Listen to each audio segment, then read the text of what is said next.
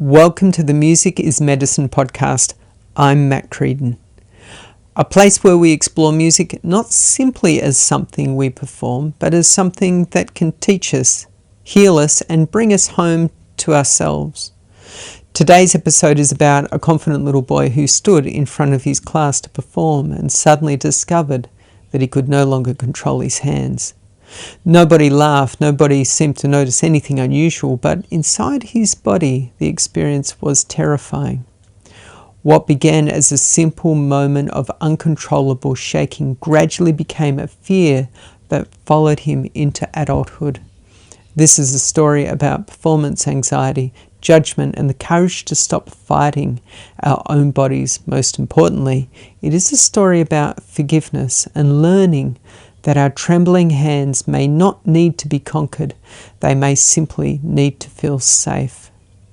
This is the day his hands wouldn't stop shaking. He'd always been a confident boy. He was the sort of child who believed that he could do almost anything if he tried hard enough.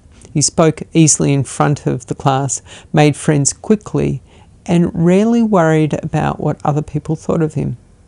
So when his teacher asked him to play his instrument in front of the class, he was nervous, but he was also excited. He had practiced the piece, he knew the notes, knew where his fingers needed to go. He stood at the front of the room, adjusted the instrument, prepared to begin. Then something happened that he had never experienced before.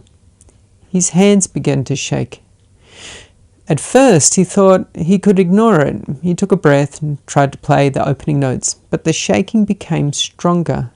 His fingers would not do what he was asking them to do. The more he tried to control them, the more violently they trembled. He looked around the classroom. Nobody was laughing. Nobody seemed particularly concerned. Most of the children were simply waiting for him to continue. His teacher may not have even noticed what was happening, but he noticed. Inside his body, the experience was terrifying. He felt as though he had lost possession of his own hands. Until that moment, he had believed that if he knew what to do, his body would simply do it. But now his mind was giving clear instructions, and his hands were refusing to obey. Somehow, he made it through the performance. The class moved on. To everyone else, it was probably an unremarkable moment in an ordinary school day. For the boy, it was something entirely different. The boy went home thinking about his hands. Why had they shaken like that? What if it happens again? What if next time the shaking becomes even worse? He tried to reassure himself that it was only a strange one-off experience, but the next time someone mentioned performing, his stomach tightened. Before he had even agreed to play, his mind was already searching for an escape. What can I do to get out of this? He wanted to perform. That was what made the fear so confusing. Part of him imagined how wonderful it would feel to stand in front of people and share his music. Another part remembered the terrifying sensation of losing control of his body. He was not simply afraid of making mistakes. He was afraid of the shaking. He was afraid that his hands might stop belonging to him again. Whenever another opportunity to perform appeared, the same pattern began. Days beforehand, he would start thinking about it. His heart would race, his hands would feel strange. He would imagine standing in front of everyone, unable to play. He would picture people watching him and wondering what was wrong. Sometimes he found an excuse. He felt sick. He had not practiced enough. The instrument was not working properly. The piece was not ready. Each escape brought immediate relief, but beneath that relief was disappointment. He knew that he wanted to play. He also knew that he was becoming frightened of something he had once believed he could do. The confident boy was still there, but now he had discovered something confidence alone could not control. As he grew older, the boy began to understand another part of his fear. Like many children, he had sometimes poked fun at other people. He had laughed when someone said the wrong thing, stumbled over an answer, or looked uncomfortable in front of the class. He had not thought much about it at the time. Then the shoe was on the other foot. Now he knew what it felt like to stand in front of people and wonder whether they were judging every movement. He began to fear that others might treat him exactly as he had sometimes treated them. Every laugh in the room sounded as though it might be about him. Every whispered conversation felt suspicious. Every mistake seemed like an opportunity for someone to expose him. He felt terrible about the times he had laughed at others. Perhaps, he thought, this fear was what he deserved. So he judged himself. He replayed old memories and called himself cruel. He believed that if he felt guilty enough, he might somehow repay the people he had hurt. But no matter how severely he punished himself, the fear of performing remained. Beating himself up did not steady his hands. Guilt did not make him feel safer. It only added another voice to the audience inside his mind. The years passed, and the fear came with him. The boy became an adult who still loved music. He could play comfortably when he was alone. At home, his hands knew exactly what to do. But the moment someone began watching, his attention shifted away from the music. He looked at his fingers. Are they starting to shake? He checked his breathing. Can they see how nervous I am? He listened for every small imperfection. Was that a mistake? Did they notice? The more closely he watched his body, the less freely his body could move. He was no longer playing the music. He was trying to prevent something frightening from happening. Some performances went well, others were difficult, but even successful performances did not completely assure him. He would think, I got away with it this time, but what about the next one? That little boy was still standing at the front of the classroom, trying desperately to regain control of his hands. For years, the man treated the shaking as an enemy. He tried to force it away. He told himself to calm down. He became angry with his body when it would not obey. He believed that a confident person should be able to control such things. But the harder he fought the shaking, the more threatening it became. Eventually, he began to understand that his body was not trying to betray him. It was trying to protect him. His nervous system had remembered the original performance as a moment of danger. Every new opportunity to perform activated the same alarm. The shaking was not evidence that he was weak, incapable, or unprepared. It was his body releasing an enormous surge of energy because it believed he needed to survive. His hands had never abandoned him. They had become frightened. That changed the question. Instead of asking, how do I stop my hands from shaking? He began asking, how can I help my body to feel safe while I play? He began to recognize how much judgment he carried. He had judged other people. He had imagined other people judging him. Then he had judged himself for being afraid of their judgment. It had become a circle with no obvious way out. He could not return to a childhood and take back every unkind laugh. But he could acknowledge what he had done and choose to become kinder now. He could remember that he had been a child who did not yet understand how deeply embarrassment could hurt. He could forgive the people he had mocked. He could forgive himself for joining in. He could forgive the imaginary audience he had carried inside his mind for so many years. There is only one person in the universe who can continue hurting you with an old experience.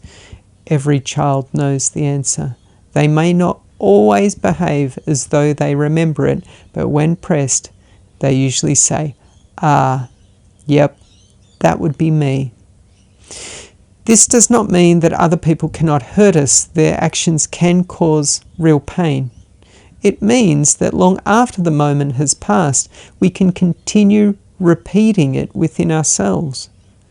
The man had spent years imagining laughter that had never actually occurred during the first performance. Nobody in the classroom seemed to have noticed his shaking. Yet he had carried an audience in his own mind and allowed it to watch him every time he played. Forgiveness offered him a way to leave that classroom. He did not overcome his fear through one dramatic performance. He began quietly. Firstly, he played while one trusted person sat in the room.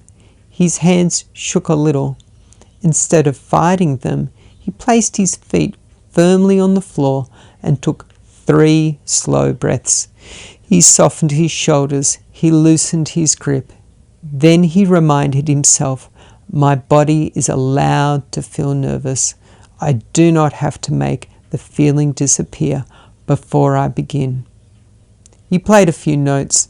They were not perfect, but nothing terrible happened.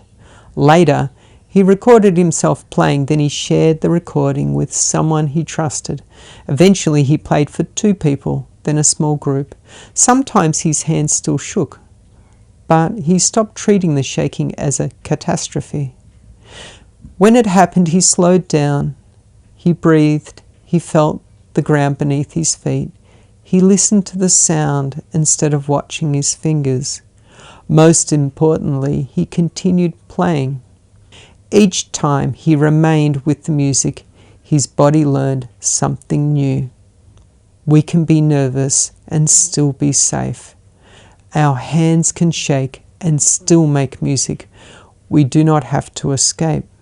The man had once believed that peace meant complete control over his body.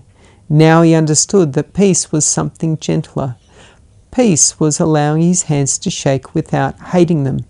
Peace was making a mistake without imagining that everyone had turned against him. Peace was remembering the people he had once laughed at and allowing that memory to make him more compassionate rather than more ashamed. Peace was standing beside the frightened child within him and saying, "You do not have to do this perfectly. I will not abandon you because you are afraid." The fear did not vanish all at once, but it no longer made every decision. One evening, the man was invited to play for a small group of people. As he prepared to begin, he felt the familiar surge of energy. His heart beat faster. His hands trembled. For a moment, the old thought returned, "What can I do to get out of this?" Then he looked at his hands, and he did not order them to stop shaking. He did not apologize for them. He simply breathed and silently said, "I know you are frightened. We are going to play anyway." He began with one note, then another. Gradually, his attention moved away from the shaking and into the sound. He stopped watching himself from the imagined audience and returned to the music. His hands had not needed to be conquered. They had needed to be forgiven. When the final note faded, he realized that forgiveness had not only released the people he once judged, it had released him from the expectation that the world would judge him in return. He no longer needed guilt to prove that he had changed. He could demonstrate that change through kindness to other musicians, to frightened children, and to the trembling hands that had carried his music all along. The past had played its note. He did not have to keep repeating it. Perhaps there is still a frightened child within you who remembers the first time music stopped feeling safe. Maybe somebody laughed, maybe you were criticized, or perhaps, like the boy in today's story, nobody seemed to notice, but something happened inside your body that you never wanted to experience again. Please remember, fear does not mean you are not a musician. Shaking does not mean your body has betrayed you. Your nervous system may simply be trying to protect you from an experience it still remembers as dangerous. You do not have to punish yourself into becoming confident. Begin gently, breathe, feel your feet upon the ground, play one note for someone you trust, and allow your body to discover that it can feel nervous and still be safe. Your hands do not need to be perfect before they are allowed to make music. They may tremble, let them tremble, and play anyway. Thank you for listening to the Music is Medicine podcast with me, Matt Creedon. If you'd like to continue exploring music in a supportive community, you are warmly invited to join the Matt Creedon School of Music. Until next time, be gentle with yourself, listen deeply, and remember, when I release judgment, peace can play through me.